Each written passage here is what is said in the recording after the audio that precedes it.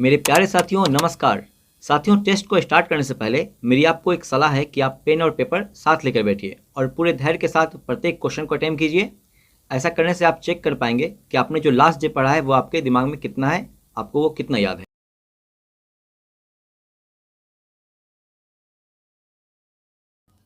Test में आगे बढ़ने से पहले फ्रेंड्स आपको बता दें कि आज का टेस्ट जो है पिछले दिनों के टेस्ट से अलग है, क्योंकि आज के टेस्ट में कुल 150 प्रश्न आपको देखने को मिलेंगे और आज का टेस्ट जो है वह पूर्णतः बीएसएससी जो इंटर स्तरीय संयुक्त परीक्षा होने वाली है उसी के पैटर्न पर आधारित है।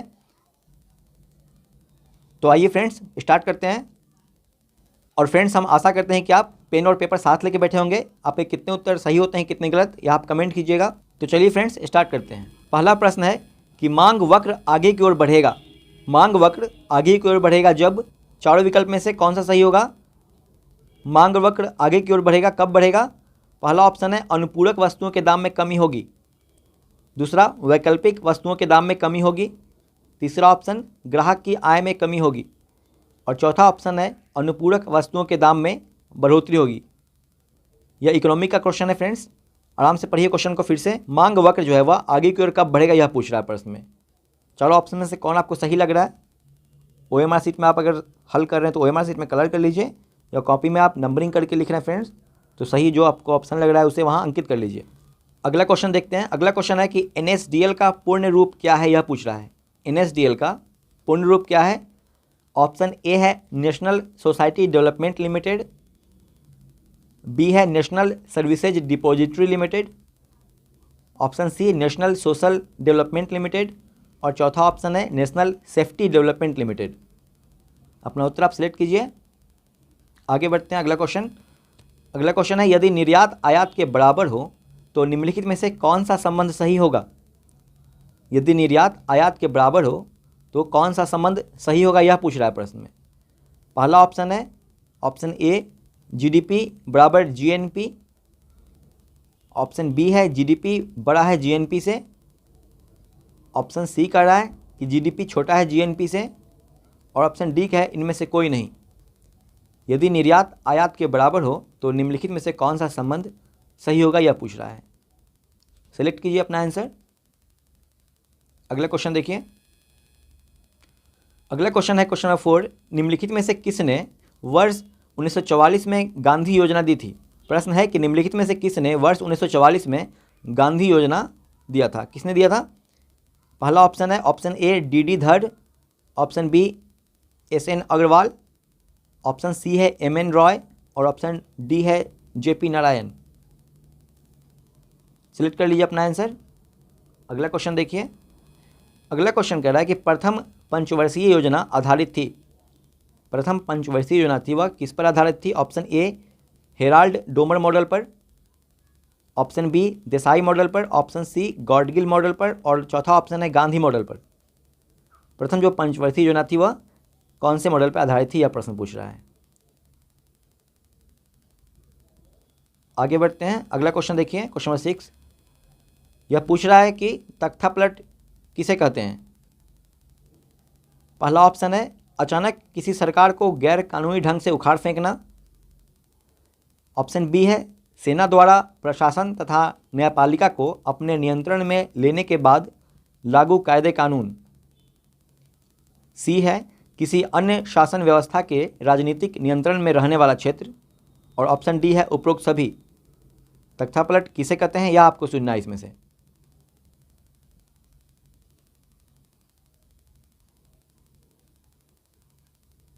अगला क्वेश्चन देखिए। अगला क्वेश्चन है कि सरकार दूसरों से बेहतर है। डैश में आपको भरना है यहाँ विकल्प में से। सरकार दूसरों से बेहतर है क्योंकि इसमें हमें अपनी गलती ठीक करने का अवसर भी मिलता है। कौन सा सरकार बेहतर है। ऑप्शन ए है लोकतांत्रिक सरकार, ऑप्शन बी राजतंत्रवादी सरकार, तीसरा ऑप्शन है अधिकारवादी सरकार और चौथा है ऑप्शन डी निरंकुश सरकार। सिलेक्ट कीजिए अपना आंसर। अगला क्वेश्चन देखते हैं। अगला क्वेश्चन है क्वेश्चन नंबर 8। निम्नलिखित में से कौन लोक कल्याणकारी हित समूह को सबसे सही दर्शाता है।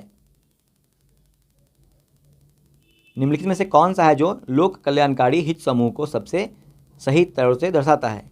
पहला ऑप्शन है किसी विशेष वर्ग या समूह के हितों को बढ़ावा देने वाला संगठन, बी है जन सामान्य के हितों को बढ़ावा देने वाला संगठन, ऑप्शन सी है किसी सामाजिक समस्या के समाधान के लिए चलाया गया एक संघर्ष, और चौथा ऑप्शन है ऐसे संगठन जो राजनीतिक सत्ता पाने की गरज से लोगों को संगठित कर। आपसे पूछ रहा है कि लोक कल्याणकारी हित समूह को सबसे सही तौर पर कौन सा ऑप्शन दर्शा रहा है। सेलेक्ट कर लीजिए अपना आंसर। अगर फ्रेंड्स वीडियो अगर ऊपर स्क्रॉल हो जाए तो उसे रोक लीजिए, फिर आराम से क्वेश्चन को पढ़ लीजिए। क्योंकि क्वेश्चन की संख्या ज़्यादा है इसलिए थोड़ा तेज़ी से बढ़ेंगे। अगला क्वेश्चन देखिए, क्वेश्चन नंबर 9, निम्नलिखित में से संविधान मसौदे समिति के अध्यक्ष कौन थे? पूछ रहा है कि संविधान में मसौदे समिति के अध्यक्ष कौन थे? पहला option lord Mountbatten, option B है doctor Rajendra Prasad, option C है डॉक्टर बी.आर. अम्बेडकर, और चौथा ऑप्शन है पंडित जवाहरलाल नेहरू। संविधान के मसौदा समिति के अध्यक्ष कौन से, यह पूछ रहा है। अगला क्वेश्चन, क्वेश्चन नंबर 10 देखिए, निम्नलिखित में से अनुच्छेद 21 में कौन सा अधिकार दिया गया है? संविधान के अनुच्छेद 21 में कौन सा अधिकार दिया गया है? पहला ऑप्शन संपत्ति का अधिकार, ऑप्शन बी समानता का अधिकार, सी है भाषण का अधिकार, और चौथा ऑप्शन है जीवित रहने का अधिकार। प्रश्न है कि वह कौन सा विकल्प है जो अनुच्छेद 21 में दिए गए अधिकार को दर्शा रहा है। अगला क्वेश्चन देखिए, क्वेश्चन 11, निम्नलिखित में से किस अनुच्छेद में परिभाषित है कि मूल अधिकार नस्ल, जन्म, पंथ, जाति या लिंग के आधार पर भेदभाव के बिना सभी पर लागू होंगे? किस अनुच्छेद में परिभाषित है कि मूल अधिकार जो है वह नस्ल, जन्म, पंथ, जाति या लिंग के आधार पर भेदभाव के बिना सभी पर लागू होंगे? यह कौन सा संविधान का अनुच्छेद कहता है? ऑप्शन ए में है अनुच्छेद 15, ऑप्शन बी अनुच्छेद 21, ऑप्शन सी है अनुच्छेद 25, और चौथा ऑप्शन है अनुच्छेद 30। अपना आंसर चुन लीजिए, आप अपना आंसर आप चुन लीजिए। अगला क्वेश्चन देखिए 12, क्वेश्चन कह रहा है कि निम्नलिखित में से कौन अनुसूचित क्षेत्रों में परिवर्तन करने के लिए संवैधानिक तौर पर सशक्त है? कौन है जो अनुसूचित क्षेत्रों में परिवर्तन करने के लिए संवैधानिक तौर पर सशक्त है? कौन है वह? पहला ऑप्शन सर्वोच्च न्यायालय, ऑप्शन बी उच्च न्यायालय, ऑप्शन सी है भारत का प्रधानमंत्री, और चौथा ऑप्शन है भारत का राष्ट्रपति। नेक्स्ट क्वेश्चन देखिए, क्वेश्चन 13, भारत के राष्ट्रपति को किस प्रकार चुना जाता है? भारत के राष्ट्रपति को किस प्रकार चुना जाता है? पहला ऑप्शन जनता के द्वारा, ऑप्शन बी एकल हस्तांतरीय वोट के द्वारा, तीसरा ऑप्शन द्वितीय निर्वाचन प्रणाली के द्वारा, और चौथा ऑप्शन है उपरोक्त सभी विकल्प सही है। अगला क्वेश्चन देखते हैं, क्वेश्चन 14, प्रसिद्ध कविता सरफरोशी की तमन्ना निम्नलिखित में से किसने लिखी है? सरफरोशी की तमन्ना कविता किसके द्वारा लिखी गई है पूछ रहा प्रश्न में। ऑप्शन ए है Bismil Azimabadi, option B Chandrashekhar Azad, option C है अशफाक उल्ला खां, और ऑप्शन डी है राम प्रसाद बिस्मिल। सरफरोशी की तमन्ना किनके द्वारा लिखी गई? नेक्स्ट देखिए क्वेश्चन 15, भारत के किस गवर्नर जनरल ने डाक सेवा की शुरुआत की थी? भारत के किस गवर्नर जनरल ने डाक सेवा की शुरुआत की थी? Option A lord Canning, option B है लॉर्ड कॉर्नवालिस, सी है लॉर्ड डलहौजी, और ऑप्शन डी है लॉर्ड वारेन हेस्टिंग्स। किसने डाक सेवा की शुरुआत की थी? सेलेक्ट कीजिए अपना आंसर। नेक्स्ट क्वेश्चन देखते हैं, जजिया कर को किसने समाप्त किया था? जजिया कर को किसने समाप्त किया था? Option A Jahangir, option B Humayun, option C है अकबर, और ऑप्शन डी है औरंगजेब। प्रश्न है कि जजिया कर को किसने समाप्त किया था? नेक्स्ट क्वेश्चन देखिए, क्वेश्चन 17, निम्नलिखित ऐतिहासिक घटनाओं को उनके काल अनुक्रम सजाना है आपको। तो यहाँ लिखा है, पहला ऑप्शन है असहयोग आंदोलन, दूसरा सविनय अवज्ञा आंदोलन, तीसरा है चौरी चौरा। इन तीनों को आपको सही से अरेंज करना है इनके काल क्रमानुसार। देख लीजिए कौन सा है सही है। वीडियो अगर ऊपर स्क्रॉल था उसको पॉज कर लीजिए, फिर आराम से देखिए। आपको व्यवस्थित करना है इसको, जो पहले घटना हुई उसको पहले, जो बाद में हुआ उसको बाद में अरेंज कर लीजिए और ऑप्शन से मैच कर लीजिए। जो सही आपको लग रहा है उसे अपने OMR शीट में कलर कर लीजिए। आगे बढ़ते हैं, अगला क्वेश्चन देखिए, क्वेश्चन 18, निम्न में से कौन सा युग्म सही नहीं है? प्रश्न है कि कौन सा युग्म सही नहीं है, कौन सा जोड़ा सही नहीं है। पहला है अबुल फजल, मुख्य सलाहकार थे अकबर के काल में, आपको यह बताना है। ऑप्शन बी फैजी, कवि थे, या बीरबल, वित्त मंत्री थे। उपरोक्त सभी कौन सा सही नहीं है यह पूछ रहा है। अपना उत्तर आप सिलेक्ट कर लीजिएगा। आगे बढ़ते हैं, अगला क्वेश्चन देखिए। क्वेश्चन नंबर 19 कर रहा है कि निम्नलिखित में से किस देश में कालाहारी मरुस्थल स्थित है? किस देश में कालाहारी मरुस्थल स्थित है? Option A Bharat, option B Pakistan, C है बोत्सवाना और ऑप्शन डी है केन्या। प्रश्न है कि कालाहारी मरुस्थल कहाँ स्थित है। नेक्स्ट देखिए क्वेश्चन नंबर 20, नर्मदा नदी किस स्थान से उत्पन्न होती है? नर्मदा नदी का उद्गम स्थान पूछ रहा है प्रश्न में। ऑप्शन ए है Amarkantak, option B Himalaya, option C Brahmagiri और ऑप्शन डी है बारालाचा पास। नर्मदा नदी किस स्थान से उत्पन्न होती है? नेक्स्ट देखते हैं क्वेश्चन 21, ग्रेट बैरियर द्वीप कहाँ स्थित है? ग्रेट बैरियर द्वीप कहाँ स्थित है? Option A Bharat, option B Pakistan, option C है ऑस्ट्रेलिया और ऑप्शन डी है दक्षिण अफ्रीका। ग्रेट बैरियर द्वीप कहाँ स्थित है?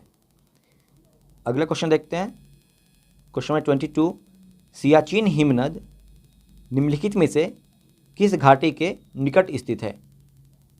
सियाचिन हिमनद किस घाटी के निकट स्थित है? ऑप्शन ए है नुब्रा घाटी, ऑप्शन बी दून घाटी, ऑप्शन सी है साइलेंट घाटी और ऑप्शन डी है नीलम घाटी। अगला क्वेश्चन देखिए 23, दक्षिण अफ्रीका के घास के मैदानों का नाम क्या है? दक्षिण अफ्रीका के घास के मैदानों का नाम क्या है यह पूछ रहा है। अक्सर फ्रेंड्स एग्जाम में घास के मैदान एक ना एक देखने को मिल जाते हैं। कौन सा ऑप्शन सही लग रहा है आपको, सेलेक्ट कीजिए। पहला ऑप्शन है savanna, option B pampas, option C velds और ऑप्शन डी है प्रियरीज। दक्षिण अफ्रीका के घास के मैदान को क्या कहते हैं यह पूछ रहा है प्रश्न में। अगला क्वेश्चन देखिए, निम्न में से डॉग फिश का आवास कौन सा है? डॉग फिश का आवास कौन सा है? ऑप्शन ए नदी, ऑप्शन बी समुद्र, ऑप्शन सी झील और ऑप्शन डी है दलदल।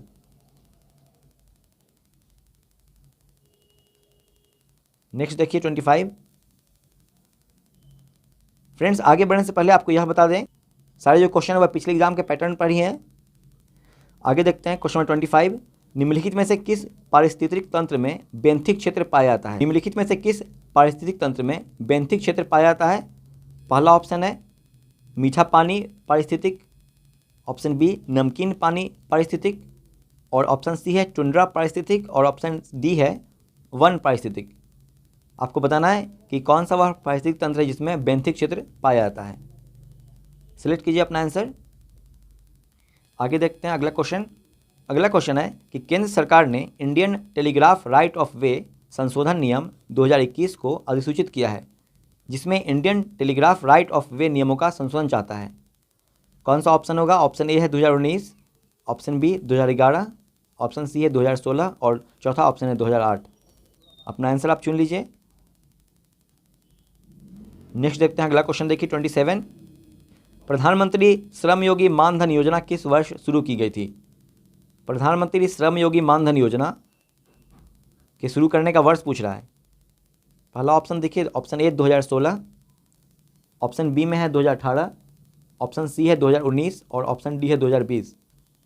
प्रधानमंत्री श्रम योगी मानधन योजना किस वर्ष शुरू की गई थी? नेक्स्ट देखिए 28, प्रतिवर्ष उपभोक्ता दिवस कब मनाया जाता है? उपभोक्ता दिवस प्रतिवर्ष किस तिथि को मनाते हैं? ऑप्शन ए है 1 अप्रैल, ऑप्शन बी 23 अक्टूबर, ऑप्शन सी है 15 मार्च और ऑप्शन डी है 10 दिसंबर। उपभोक्ता दिवस किस तिथि को मनाया जाता है? अगला क्वेश्चन देखिए। अगला क्वेश्चन 29, आपको इसमें मिलान करना है खेल और खेल के स्थान को, और तीनों को मिलाने के बाद आपको इसमें से अपना विकल्प चुनना है। वीडियो को पॉज कर लीजिए। अगला क्वेश्चन देखिए 30 नंबर, एकीकृत प्रबंधन प्रणाली प्रमाणन प्राप्त करने के लिए भारतीय रेलवे की पहली शताब्दी एक्सप्रेस ट्रेन का नाम कौन सा है? पहला ऑप्शन है मुंबई अहमदाबाद मुंबई शताब्दी एक्सप्रेस, ऑप्शन बी है चेन्नई मैसूर चेन्नई शताब्दी एक्सप्रेस। तीसरा ऑप्शन है हावड़ा पुरी हावड़ा शताब्दी एक्सप्रेस। और चौथा ऑप्शन है नई दिल्ली कालका नई दिल्ली शताब्दी एक्सप्रेस। ठीक है फ्रेंड्स, अपना आंसर चुनिए आप।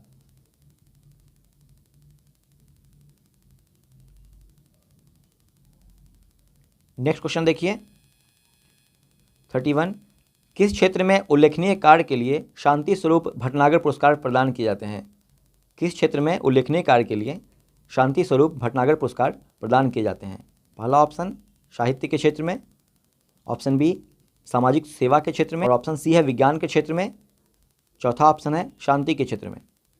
शांति स्वरूप भटनागर पुरस्कार किस क्षेत्र में प्रदान किए जाते हैं, यह प्रश्न पूछ रहा है। सिलेक्ट कर लीजिए अपना आंसर। नेक्स्ट देखिए, नेक्स्ट है 32। निम्न में से भारत में सबसे बड़ा वीरता पदक कौन सा है, पूछ रहा है। भारत में सबसे बड़ा वीरता पदक कौन सा है चारों विकल्प में से? ऑप्शन ए है वीर चक्र, ऑप्शन बी परम विशिष्ट सेवा मंडल, ऑप्शन सी है कीर्ति चक्र, और चौथा ऑप्शन है परमवीर चक्र। सबसे बड़ा भारत में जो है वह कौन सा है वीरता पदक, यह पूछ रहा है। सिलेक्ट कीजिए अपना आंसर। नेक्स्ट है 33। विश्व ओजोन दिवस कब मनाया जाता है? विश्व ओजोन दिवस कब मनाया जाता है? ऑप्शन ए है 24 जनवरी, ऑप्शन बी 20 अप्रैल, ऑप्शन सी है 16 सितंबर, और ऑप्शन डी है 10 दिसंबर। अगला क्वेश्चन देखिए 34। तुर्कमेनिस्तान से भारत तक तापी एक प्राकृतिक गैस पाइपलाइन है, यह कहाँ से होकर गुजरती है, यह पूछ रहा है। यहाँ डैश में स्थान पर क्या आएगा? तुर्कमेनिस्तान से भारत तक तापी एक प्राकृतिक गैस पाइपलाइन है, यह कहाँ से होकर गुजरती है? ऑप्शन ए है अफगानिस्तान से, ऑप्शन बी पाकिस्तान से, सी है अफगानिस्तान तथा पाकिस्तान दोनों से, और चौथा ऑप्शन है उपरोक्त में से कोई नहीं। अगला क्वेश्चन देखिए 35। केबुल लामजाओ राष्ट्रीय उद्यान किस राज्य में स्थित है? केबुल लामजाओ राष्ट्रीय उद्यान किस राज्य में स्थित है? Option A Nagaland, option B Manipur, option C है अरुणाचल प्रदेश, और ऑप्शन डी है सिक्किम। केबुल लामजाओ राष्ट्रीय उद्यान किस राज्य में स्थित है? नेक्स्ट देखिए 36। द ओरिजिन ऑफ स्पीसीज किसकी रचना है? द ओरिजिन ऑफ स्पीसीज किसकी रचना है? Option A TS. Eliot, option B Charles Darwin, option C है एडम स्मिथ, और ऑप्शन डी है Karl Marx. The origin of species किसकी रचना है? सिलेक्ट कर लीजिए अपना आंसर। अगला क्वेश्चन देखते हैं फ्रेंड्स। अगला क्वेश्चन है कि गोत्र व्यवस्था कब प्रचलन में आई? गोत्र व्यवस्था जो है वह प्रचलन में कब आई, यह पूछ रहा है। ऑप्शन ए है ऋग्वैदिक काल में, ऑप्शन बी उत्तरवैदिक काल में, तीसरा ऑप्शन है महाभारत काल में, और ऑप्शन डी है सूत्र काल में। गोत्र व्यवस्था कब चलन में आई, यह पूछ रहा है प्रश्न में। सिलेक्ट कीजिए अपना आंसर। अगला क्वेश्चन देखिए। अगला क्वेश्चन कह रहा है कि चयनात्मक पारगम्य कला का उदाहरण नहीं है। चयनात्मक पारगम्य कला का उदाहरण कौन सा नहीं है? ऑप्शन ए में है कोशिका भित्ति, ऑप्शन बी माइटोकॉन्ड्रिया की कला, ऑप्शन सी है हरित लवक की कला, और ऑप्शन डी है जीव द्रव्य कला। चयनात्मक पारगम्य कला का उदाहरण कौन सा नहीं है, यह आपको सिलेक्ट करना है। नेक्स्ट देखिए क्वेश्चन नंबर 39। सांख्य दर्शन के प्रवर्तक कौन थे? प्रश्न पूछ रहा है कि सांख्य दर्शन के प्रवर्तक कौन थे। पहला ऑप्शन है महर्षि कपिल, ऑप्शन बी है महर्षि पतंजलि, ऑप्शन सी है महर्षि जैमिनी, और चौथा ऑप्शन है महर्षि गौतम। सांख्य दर्शन के प्रवर्तक कौन थे? नेक्स्ट देखिए क्वेश्चन नंबर 40। भारत की संविधान सभा का गठन किस योजना के तहत हुआ है? भारत की संविधान सभा का जो गठन हुआ है वह कौन सी योजना के तहत हुआ, यह पूछ रहा है। ऑप्शन ए में है कैबिनेट मिशन योजना 1946, ऑप्शन बी है भारतीय राष्ट्रीय कांग्रेस का प्रस्ताव, ऑप्शन सी भारतीय स्वतंत्रता अधिनियम 1947, और चौथा ऑप्शन है क्रिप्स मिशन योजना 1942। आपको यह चुनना है इसमें से कि संविधान सभा का जो गठन हुआ था वह कौन सी योजना के तहत हुआ था। नेक्स्ट देखिए क्वेश्चन 41। किस मुगल शासक ने डच कंपनी को बिहार, बंगाल व उड़ीसा में व्यापार करने का अधिकार प्रदान किया? ऑप्शन ए है औरंगजेब, ऑप्शन बी शाह आलम द्वितीय, ऑप्शन सी है अकबर द्वितीय, और ऑप्शन डी है फर्रुखशियर। वह कौन सा मुगल शासक था जिसने डच कंपनी को बिहार, बंगाल और उड़ीसा में व्यापार करने का अधिकार प्रदान किया था? सिलेक्ट कीजिए अपना आंसर। सिलेक्ट कीजिए आप अपना आंसर, आगे बढ़िए। अगला क्वेश्चन देखते हैं 42। बिहार के पहले सत्याग्रही कौन थे? बिहार के पहले यानी कि प्रथम सत्याग्रही कौन थे? ऑप्शन ए है राजेंद्र प्रसाद, ऑप्शन बी है अनुग्रह नारायण सिंह, ऑप्शन सी श्री कृष्ण सिंह और चौथा ऑप्शन है मजहरुल हक। बिहार के प्रथम सत्याग्रही पूछ रहा कौन थे। नेक्स्ट देखिए क्वेश्चन नंबर 43। बिहार के किस जिले में नहरों से सर्वाधिक क्षेत्रों पर सिंचाई होती है? बिहार के किस जिले में नहरों से सर्वाधिक क्षेत्र पर सिंचाई होती है? ऑप्शन ए में है Aurangabad, option B Buxar, option C है भोजपुर और चौथा ऑप्शन है वैशाली। आगे बढ़िए, अगला क्वेश्चन देखते हैं 44। किस अधिनियम के तहत बिहार एक अलग राज्य बना? किस अधिनियम के तहत बिहार एक अलग राज्य बना? ऑप्शन ए भारत सरकार अधिनियम 1935, ऑप्शन बी में है भारत सरकार अधिनियम 1919, तीसरा ऑप्शन है भारत काउंसिल अधिनियम 1909, चौथा है भारतीय स्वतंत्रता अधिनियम। वह कौन सा अधिनियम है जिसके तहत बिहार एक अलग राज्य बना? सिलेक्ट कर लीजिए अपना आंसर, आगे बढ़ते हैं। अगला क्वेश्चन देखिए 45। वर्ष 2011 की जनगणना के अनुसार बिहार का जनसंख्या घनत्व कितना है? वर्ष 2011 की जनगणना के अनुसार बिहार का जनसंख्या घनत्व कितना है? ऑप्शन ए है 881 व्यक्ति प्रति वर्ग किलोमीटर, ऑप्शन बी 932 व्यक्ति प्रति वर्ग किलोमीटर, ऑप्शन सी है 1106 व्यक्ति प्रति वर्ग किलोमीटर, ऑप्शन डी है 981 व्यक्ति प्रति वर्ग किलोमीटर। नेक्स्ट क्वेश्चन देखिए 46। किस देश ने आसियान भारत समुद्री अभ्यास AIME 2023 की मेजबानी की? ऑप्शन ए है Singapore, option B Thailand, option C है भारत और ऑप्शन डी है म्यांमार। अगला क्वेश्चन देखिए 47। कौन सी संस्था ऑपरेशन ध्वस्त का आयोजन करती है? कौन सी वह संस्था है जो ऑपरेशन ध्वस्त का आयोजन करती है? ऑप्शन ए है तटरक्षक बल, ऑप्शन बी राष्ट्रीय जांच एजेंसी, ऑप्शन सी में है भारतीय नौसेना और ऑप्शन डी में है RBI। ऑपरेशन ध्वस्त का आयोजन कौन सी संस्था करती है, यह पूछ रहा प्रश्न में। अगला क्वेश्चन देखिए 48। निम्नलिखित में से कौन सा ई-गवर्नेंस मोड में पूरी तरह से स्थानांतरित होने वाला पहला भारतीय केंद्र शासित प्रदेश बन गया है? ऑप्शन ए है Chandigarh, option B Leh, option C है जम्मू कश्मीर और चौथा ऑप्शन है पुदुचेरी। सिलेक्ट कीजिए अपना आंसर, अगला क्वेश्चन देखते हैं। अगला क्वेश्चन है 49। विश्व प्रेस स्वतंत्रता सूचकांक 2023 में भारत की रैंक क्या है? विश्व प्रेस स्वतंत्रता सूचकांक 2023 में भारत की रैंक क्या है? ऑप्शन ए है 144, ऑप्शन बी 150, ऑप्शन सी है 161 और ऑप्शन डी है 172। नेक्स्ट देखते हैं क्वेश्चन 50। भारत की पहली वाटर मेट्रो सेवा का उद्घाटन किस राज्य में किया गया है? भारत की पहली वाटर मेट्रो सेवा का उद्घाटन किस राज्य में किया गया है? ऑप्शन ए है Odisha, option B Kerala, option C है पश्चिम बंगाल और ऑप्शन डी है मणिपुर। भारत की पहली वाटर मेट्रो पूछ रहा है। सिलेक्ट कीजिए अपना आंसर, आगे बढ़ते हैं। अगला क्वेश्चन देखिए 51। मनुष्य के शरीर में मूत्र कहाँ एकत्रित होता है? मनुष्य के शरीर में मूत्र कहाँ एकत्रित होता है, यह पूछ रहा है। ऑप्शन ए है गुर्दे में, ऑप्शन बी मूत्राशय, ऑप्शन सी है यकृत और चौथा ऑप्शन है नेफ्रॉन। अगला क्वेश्चन 52। आलू डैश का उदाहरण है? पहला ऑप्शन कंद, दूसरा ऑप्शन बल्ब, तीसरा ऑप्शन है घन कंद और चौथा ऑप्शन है प्रकंद। नेक्स्ट देखिए क्वेश्चन 53। निम्नलिखित में से कौन प्रोटीन का सबसे उच्चतम स्रोत है? प्रोटीन का सबसे उच्चतम स्रोत पूछ रहा है, कौन सा है? ऑप्शन ए सूरजमुखी, option B soybean, option C है चना और चौथा ऑप्शन है ऑप्शन डी गेहूं। नेक्स्ट देखते हैं क्वेश्चन 54। अंतःद्रव्य जालिका की सतह पर डैश की उपस्थिति के कारण वह खुरदरी होती है? किसकी उपस्थिति के कारण अंतःद्रव्य जालिका जो होती है वह खुरदरी होती है, यह पूछ रहा है। ऑप्शन ए है गोल्जी बॉडी, ऑप्शन सी लवक, ऑप्शन सी है लयनकाय और ऑप्शन डी है राइबोसोम। सिलेक्ट कर लीजिए अपना आंसर। नेक्स्ट देखते हैं क्वेश्चन 55। निम्नलिखित में से कौन एक उभयचर का उदाहरण नहीं है? उभयचर का उदाहरण कौन सा है जो नहीं है? ऑप्शन ए है मेढक, ऑप्शन बी अश्वमीन, ऑप्शन सी घड़ियाल, ऑप्शन डी है दादुर। नेक्स्ट देखिए क्वेश्चन 56, शीत निद्रा के दौरान मेढक निम्नलिखित में से किससे श्वसन करता है?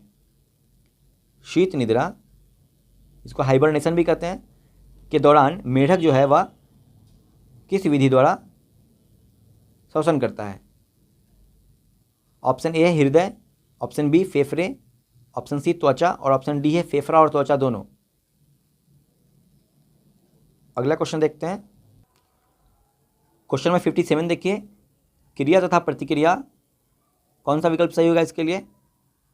पहला ऑप्शन है सदैव एक ही समय पर कार्यवाही होते हैं, हाँ समय होना चाहिए। ऑप्शन बी मात्रा में बराबर होते हैं, ऑप्शन सी एक ही दिशा में होते हैं और चौथा ऑप्शन है सदैव स्वतंत्र रूप से कार्यवाही होते हैं। अगला क्वेश्चन देखिए क्वेश्चन 58, एक अनुप्रस्थ तरंग में एक शिखा तथा एक अनुगामी गर्त के बीच की दूरी कितनी होती है? एक अनुप्रस्थ तरंग में एक शिखा तथा अनुगामी तरंग के बीच की दूरी कितनी होती है? ऑप्शन ए है तरंगदैर्ध्य, ऑप्शन बी आयाम, ऑप्शन सी तरंगदैर्ध्य का आधा और चौथा ऑप्शन है तरंगदैर्ध्य का दोगुना। सिलेक्ट कर लीजिए अपना आंसर। आगे बढ़ते हैं, अगला क्वेश्चन देखिए। अगला क्वेश्चन है 59, परमाणु त्रिज्या को व्यक्त करने के लिए सबसे उपयुक्त इकाई कौन सी है? परमाणु त्रिज्या को व्यक्त करने के लिए सबसे उपयुक्त जो इकाई है वह कौन सी है? पहला है माइक्रोन, दूसरा है नैनोमीटर, तीसरा है फर्मी, चौथा है एंगस्ट्रम। अगला क्वेश्चन देखिए 60 नंबर, निम्नलिखित में से किस एक की इकाई मैक्सवेल है? यह पूछ रहा है कि मैक्सवेल किसकी इकाई है, विकल्प में से चुनना है आपको। पहला ऑप्शन है चुंबकीय फ्लक्स, दूसरा पारगम्यता, तीसरा ऑप्शन है चुंबकीय सुग्राह्यता, चौथा ऑप्शन है चुंबकीय तीव्रता। मैक्सवेल किसकी इकाई है यह बताना है। नेक्स्ट देखिए क्वेश्चन 61, निम्नलिखित में से कौन सी एक ठोस पदार्थ की विशेषता नहीं है? पहला ऑप्शन उच्च संपीड़ितता, ऑप्शन बी उच्च घनत्व, ऑप्शन सी है नियमित आकार और चौथा ऑप्शन है उच्च कठोरता। निम्नलिखित में से कौन सी एक ठोस पदार्थ की विशेषता नहीं है? अगला क्वेश्चन 62, परमाणु के नाभिक के घटक क्या हैं? यानी कि नाभिक के अंदर पूछ रहा है कि क्या क्या रहते हैं। पहला ऑप्शन प्रोटॉन, ऑप्शन बी है प्रोटॉन तथा न्यूट्रॉन, ऑप्शन सी न्यूट्रॉन तथा इलेक्ट्रॉन तथा ऑप्शन डी है न्यूट्रॉन। नाभिक के घटक क्या हैं यह बताना है आपको। अगला क्वेश्चन देखिए क्वेश्चन में 63, अम्लराज अर्थात एक्वा रीजिया में किन दो अम्लों को 1:3 के अनुपात में मिलाया जाता है? अम्लराज यानी कि एक्वा रीजिया में किन दो अम्लों को 1:3 के अनुपात में मिलाया जाता है? ऑप्शन ए है HCl तथा HNO3, ऑप्शन बी है चांदी तथा HCl, ऑप्शन सी है HNO3 तथा H2CO3, चौथा ऑप्शन है HCl तथा H2CO3। सिलेक्ट कीजिए अपना आंसर। अगला क्वेश्चन देखते हैं। अगला क्वेश्चन है 64, किसी पदार्थ के 1 मोल का द्रव्यमान ग्राम में क्या कहलाता है? किसी पदार्थ के 1 मोल का जो द्रव्यमान होता है उसे ग्राम में क्या कहते हैं यह पूछ रहा है प्रश्न में। ऑप्शन ए में दिया है नाभिकीय द्रव्यमान, ऑप्शन बी परमाणु द्रव्यमान, ऑप्शन सी मोलर द्रव्यमान, ऑप्शन डी है आणविक द्रव्यमान। नेक्स्ट देखिए क्वेश्चन नंबर 65, मिशेल की संरचना होती है। मिशेल्स की संरचना कैसी होती है? पहला ऑप्शन जटिल गुच्छों की तरह, ऑप्शन बी है वर्गाकार, ऑप्शन सी चतुष्फलकीय, चौथा ऑप्शन है वृत्ताकार। अगला क्वेश्चन देखते हैं 66, पुष्पों के वे भाग जो नर और मादा युग्मक जनन कोशिकाएं उत्पन्न करते हैं कौन से हैं? पुष्पों के वो भाग जो नर और मादा युग्मक जनन कोशिकाएं उत्पन्न करते हैं कौन से हैं? ऑप्शन ए पुंकेसर और परागकोश, तंतु और वर्तिकाग्र, परागकोश और अंडाशय, पुंकेसर और वर्तिका। सिलेक्ट कीजिए अपना आंसर। अगला क्वेश्चन देखते हैं। अगला क्वेश्चन 67, खनिज भंडार की दृष्टि से किस क्रम की शैलें अधिक महत्वपूर्ण हैं? खनिज भंडार की दृष्टि से पूछ रहा है कि कौन से जो शैलें हैं, चट्टानें हैं, उसमें अधिक खनिज भंडार होते हैं।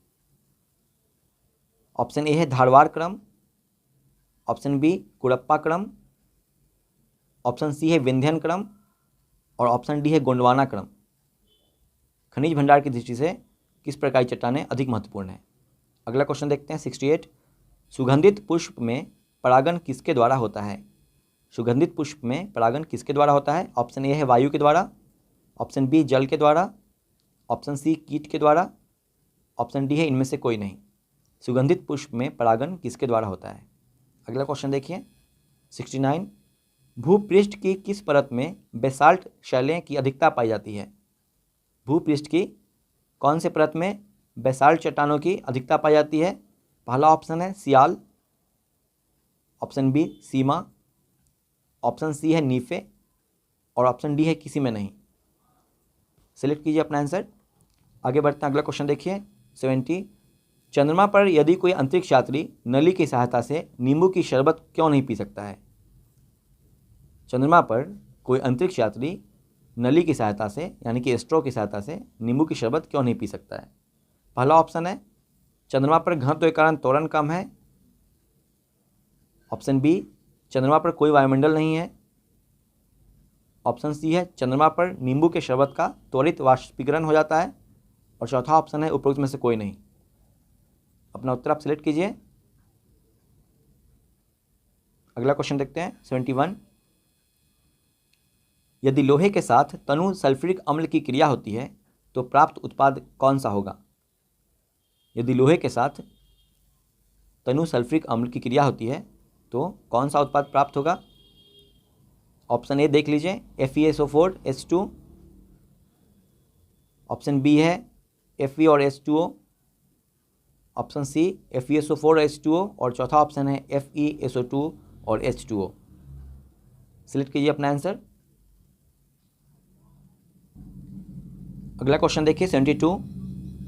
घड़ी के स्प्रिंग में भंडारित ऊर्जा है, घड़ी के स्प्रिंग में किस प्रकार की ऊर्जा भंडारित रहती है यह पूछ रहा है प्रश्न में। ऑप्शन ए है गतिज ऊर्जा, ऑप्शन बी स्थितिज ऊर्जा, ऑप्शन सी है ऊष्मा ऊर्जा और चौथा ऑप्शन है रासायनिक ऊर्जा। घड़ी के स्प्रिंग में भंडारित ऊर्जा किस प्रकार की रहती है? अपना उत्तर आप सिलेक्ट कीजिए। OMR शीट में कलर कर लीजिए या नंबरिंग करके लिख रहे हैं तो फिर आप इसमें से सही ऑप्शन अंकित कर लीजिए उसमें। अगला क्वेश्चन देखिए 73। जब शुद्ध जल में डिटर्जेंट डाला जाता है तो पृष्ठ तनाव पर क्या प्रभाव पड़ता है? जब शुद्ध जल में डिटर्जेंट डाला जाता है तो पृष्ठ तनाव पर क्या प्रभाव पड़ता है? पहला ऑप्शन बढ़ जाता है पृष्ठ तनाव या पृष्ठ तनाव घट जाता है, तीसरा ऑप्शन में है अपरिवर्तित रहता है और चौथा ऑप्शन में है अपरिमित हो जाता है। सिलेक्ट कीजिए अपना आंसर। अगला क्वेश्चन देखते हैं। अगला क्वेश्चन है 74। ठोस का सीधे वाष्प में परिवर्तन होना क्या कहलाता है? ठोस का सीधे वाष्प में परिवर्तित होना क्या कहलाता है? ऑप्शन ए है वाष्पीकरण, ऑप्शन बी हिमीकरण, ऑप्शन सी है संपीड़न और चौथा ऑप्शन है ऊर्ध्वपातन। ठोस का सीधे वाष्प में परिवर्तित होना क्या कहलाता है? अगला क्वेश्चन देखिए 75। निम्नलिखित में से प्रकाश का रंग किससे संबंधित है? प्रकाश का रंग जो है वह किससे संबंधित है? ऑप्शन ए कोणांक यानी कि आयाम से, ऑप्शन बी आवृत्ति से, ऑप्शन सी है गुणवत्ता से, चौथा ऑप्शन है वेग से। आपको चुनना है इसमें से विकल्प में से कि प्रकाश का रंग जो है वह किससे संबंधित है।